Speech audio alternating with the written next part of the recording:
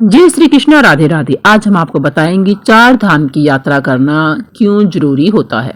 क्या चार धाम की यात्रा करने से इंसान को मोक्ष की प्राप्ति होती है? आइए जानते हैं। असल में चार धाम कौन से हैं? आमतौर पर लोग बद्रीनाथ, केदारनाथ, गंगोत्री और यमुनोत्री को चार धाम मानते हैं, लेकिन असल में यह सच नहीं है। पुराणों में वर्णित चार धाम कौन से हैं और इन्हें भारत की चार विभिन्न दिशाओं में क्यों स्थापित किया गया है, इस वीडियो में हम आपको यह सब जरूर बताएंगे और बताएंगे चार धाम यात्रा का क्या महत्व है, चार धाम यात्रा करना क्यों जरूरी है और चार धाम यात्रा करने से मोक्ष की प्राप्ति कैसे होती है। कहा जाता है कि इस कथा के श्रवण मात्र से ही भक्तों की सभी इच्छाएं पूरी हो जाती है, इसलिए वीडियो में प्रेम भाव से अंत तक अवश्य ही बने रहे और कथा को पूरा अवश्य सुनिएगा। भारतीय धर्म ग्रंथों में बद्रीनाथ, द्वारका, जगन्नाथपुरी और रामेश्वरम को चार धाम के रूप में वर्णित किया गया है। पौराणिक कथाओं के अनुसार भगवान विष्णु की उपस्थिति चार धामों में चार अलग अलग रूपों में मानी जाती है। ऐसा कहा जाता है कि रामेश्वरम में भगवान विष्णु स्नान करते हैं, बद्रीनाथ में वे ध्यान करते हैं और पूरी जगन्नाथ धाम में वे भोग का आनंद लेते हैं और द्वारका में वे विश्राम करते हैं। तो चलिए मित्रों, रामेश्वरम धाम से इस चार धाम यात्रा की शुरुआत करते हैं। रामेश्वरम एक पवित्र तीर्थ स्थान है जो तमिलनाडु के रामानाथपुरम जिले में है। रामेश्वरम मंदिर बंगाल की खाड़ी और अरब सागर के संगम स्थल पर स्थित है। इस मंदिर की स्थापना की कथा सीधे रामायण काल से जुड़ी हुई है। मान्यता है कि जब भगवान श्री राम, लक्ष्मण, हनुमान जी और समस्त वानर सेना के साथ लंका विजय के लिए प्रस्थान कर रहे थे, तब उन्होंने समुद्र तट पर शिवलिंग स्थापित कर भगवान शिव की उपासना की थी। उनकी भक्ति से प्रसन्न होकर भगवान शिव ने उन्हें विजय श्री का आशीर्वाद भी दिया था। आशीर्वाद प्राप्त करने के बाद श्री राम जी ने भगवान शिव से अनुरोध किया कि वे जन कल्याण के लिए सदैव इस शिवलिंग में ज्योतिर्लिंग के रूप में विराजमान हो जाएं।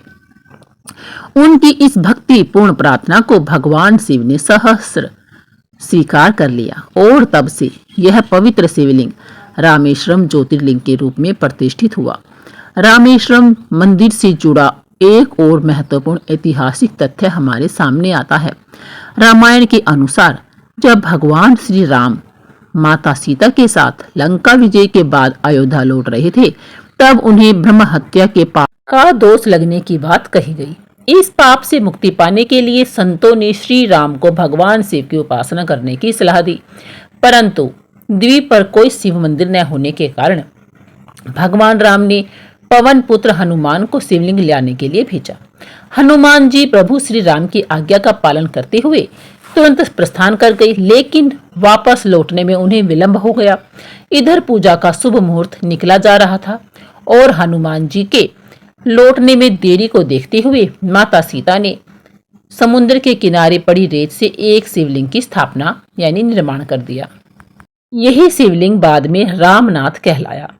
भगवान श्री राम ने इस शिवलिंग की श्रद्धा और भक्ति के साथ पूजा की और बाद में हनुमान जी द्वारा लाए गए शिवलिंग को भी वहीं प्रतिष्ठित किया गया। इसके अलावा रामेश्वरम मंदिर अपने अद्भुत स्थापत्य और भव्यता के लिए प्रसिद्ध है। इस मंदिर का गलियारा दुनिया का सबसे बड़ा गलियारा होता है, जिसके उत्कृष्ट नक्काशी और विशाल स्तंभ इसकी भव्यता को दर्शाते हैं। मंदिर के समीप समुद्र में आज भी प्राचीन पुल के अवशेष देखे जा सकते हैं, जिसे आमतौर पर राम सेतु के नाम से जाना जाता है। यह सेतु श्री राम और उनकी वानर सेना द्वारा लंका जाने के लिए बनाया गया था और इसे हिंदू धर्म के सबसे रहस्यमय और ऐतिहासिक स्थलों में से एक माना जाता है। आइए अब जानते हैं चार धामों में से पवित्र बद्रीनाथ मंदिर के बारे में। बद्रीनाथ मंदिर उत्तराखंड के चमोली जिले में अलकनंदा नदी के तट पर स्थित एक पवित्र तीर्थ स्थल है जो भगवान विष्णु जी को समर्पित है। यह मंदिर अलकनंदा नदी के बाएं तट पर नर और नारायण नामक दो पर्वत श्रृंखलाओं के बीच स्थित है। प्राचीन वास्तुकला में निर्मित यह भव्य मंदिर लगभग 15 मीटर ऊंचा है।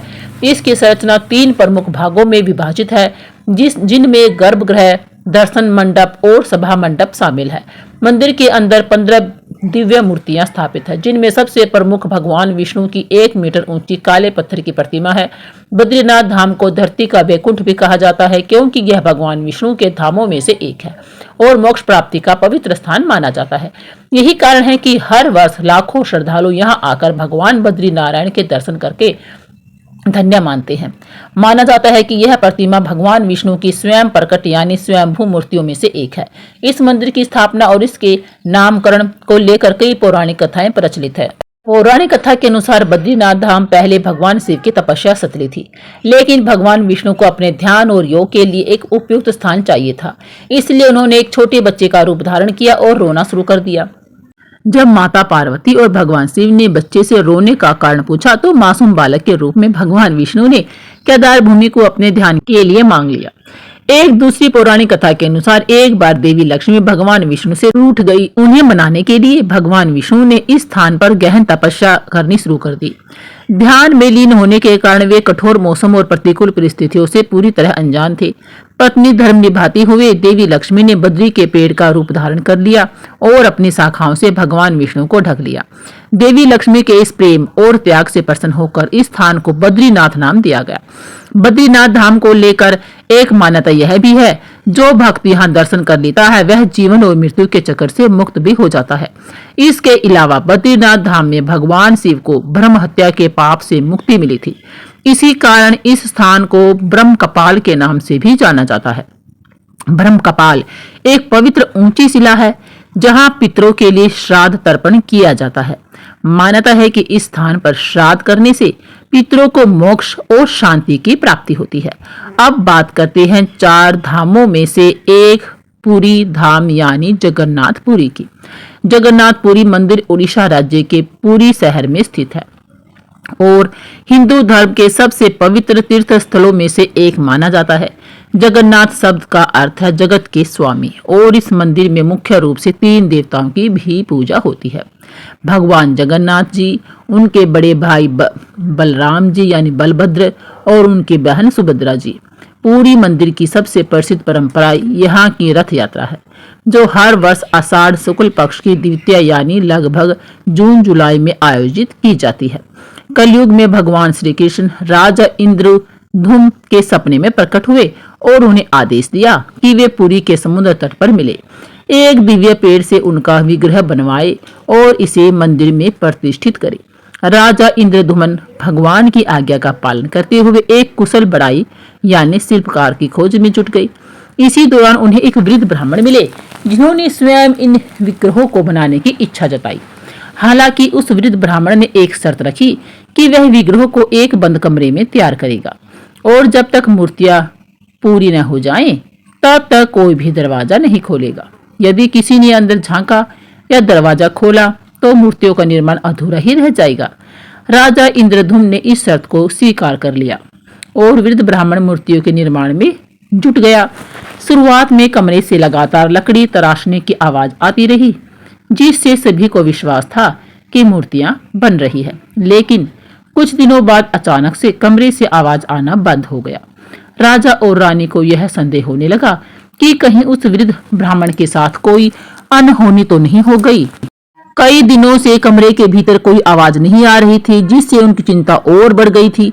आखिरकार इस संशय में राजा इंद्रधुम्न ने कमरे का दरवाजा खोलने का निर्णय कर लिया।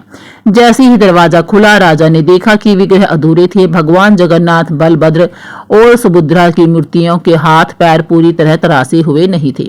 उसी क्षण राजा को एहसास हुआ कि वह रहस्यमय वृद्ध कोई साधारण बढ़ाई नहीं था, बल्कि स्वयं देव शिल्पकार विश्वकर्मा थे, जो भगवान की दिव्य मूर्तियों का निर्माण कर रहे थे। लेकिन उनकी शर्त तोड़ी जाने के कारण वे अधूरी मूर्तियां छोड़कर अंतर्धान ही हो गई। हालांकि राजा ने इसे ईश्वर की लीला माना और उन अधूरी मूर्तियों को ही मंदिर में स्थापित कर दिया। यही कारण है कि जगन्नाथ मंदिर में अन्य मंदिरों की तरह पत्थर या धातु की मूर्तियां नहीं हैं, बल्कि विशेष प्रकार की लकड़ी से बनी मूर्तियों की पूजा की जाती है। जगन्नाथ मंदिर भगवान विष्णु के 8वें अवतार श्री कृष्ण को समर्पित है। वर्तमान में जो मंदिर भक्तों को दिखाई देता है, उसका निर्माण 7वीं शताब्दी में हुआ था। हालांकि इतिहास में यह मंदिर 3 बार टूट चुका है। इस मंदिर से जुड़ी सबसे आश्चर्यजनक बात यह है कि मंदिर के शिखर पर लगा लाल ध्वज हमेशा हवा की विपरीत दिशा में लहराता है। वैज्ञानिक दृष्टि से इसका कोई ठोस प्रमाण भी नहीं मिल पाया और यह आज भी एक रहस्य ही बना हुआ है। इसके अलावा मंदिर के शिखर पर स्थित सुदर्शन चक्र भी अपने आप में अद्वितीय है। पुरी में किसी भी स्थान से इस चक्र को देखे यह हमेशा ऐसा प्रतीत होता है कि वह सीधा हमारी ओर ही देख रहा है। इस रहस्यमय संरचना को नील चक्र भी कहा जाता है और यह अष्ट धातु से निर्मित है। इन अद्भुत रहस्यों और दिव्य मान्यताओं के कारण जगन्नाथपुरी मंदिर को हिंदू धर्म का अनमोल आस्था केंद्र माना जाता है, जहां भक्तों की श्रद्धा और भक्ति हर वर्ष लाखों की संख्या में उन्हें खींच लाती है। मित्रों, अब बात करते हैं 4 धामों में से एक द्वारकाधीश धाम की। यह भव्य मंदिर भारत के पश्चिम तट पर गुजरात में अरब सागर के किनारे स्थित है। द्वारका नगरी को भगवान श्री कृष्ण का पवित्र निवास स्थान माना जाता है। यह न केवल भगवान कृष्ण के शासित राज्य के रूप में प्रसिद्ध है, बल्कि धार्मिक मान्यताओं के अनुसार भगवान विष्णु ने भी यहाँ शंखासुर नामक राक्षस का वध किया था। मित्रों, आइए अब जानते हैं भगवान श्री कृष्ण को द्वारका की स्थापना क्यों करनी पड़ी। इसके पीछे एक रोचक और ऐतिहासिक कथा छिपी है। जब भगवान श्री कृष्ण ने मथुरा के अत्याचारी राजा कंस का वध किया, तो कंस के ससुर मगधराज जरासंध ने इस पर क्रोधित होकर यादव वंश का संहार करने का संकल्प लिया। अपने प्रतिशोध की आग में जलते हुए जरासंध बार बार मथुरा और यादवों पर आक्रमण कर रहा था, जिससे नगरवासियों को संकट का सामना करना पड़ा। अंत में यादवों की सुरक्षा और शांति सुनिश्चित करने के लिए श्री कृष्ण भगवान ने मथुरा छोड़ने का निश्चय किया। सभी यादवों के लिए एक सुरक्षित और नई नगरी बसाने के उद्देश्य से भगवान श्री कृष्ण ने विश्वकर्मा को द्वारका नगरी की स्थापना का निर्देश दिया। विश्वकर्मा ने अपने दिव्य वास्तुशिल्प कौशल का प्रयोग करते हुए मात्र एक ही रात में इस भव्य और अभेद नगरी का निर्माण पूरा कर दिया। इसके बाद भगवान श्री कृष्ण अपने सभी यादव बंधुओं के साथ द्वारकापुरी चले गए और वहां से अपना शासन संभाला। उन्होंने द्वारका नगरी पर पूरे 36 वर्ष तक राज किया। जब श्री कृष्ण ने वैकुंठ प्रस्थान किया तो एक अद्भुत घटना घटी। भगवान की यह स्वर्णिक नगरी स्वतः अपने आप ही समुद्र में समा गई और अंत में सिर्फ श्री कृष्ण का मंदिर ही बच रहा।